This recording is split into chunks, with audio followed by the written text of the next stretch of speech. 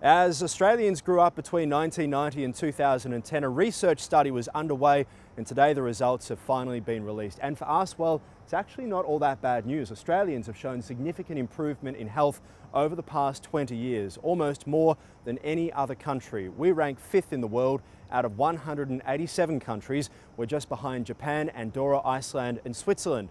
On average, a newborn girl in Australia can now expect to live 83.8 years. That is slightly better than us guys, though. We'll last on average 79.2 years. In fact, since 1990, we've now added around 4 years to our lives. Back then, for girls, well, it was around 80 years. For guys, it was 74.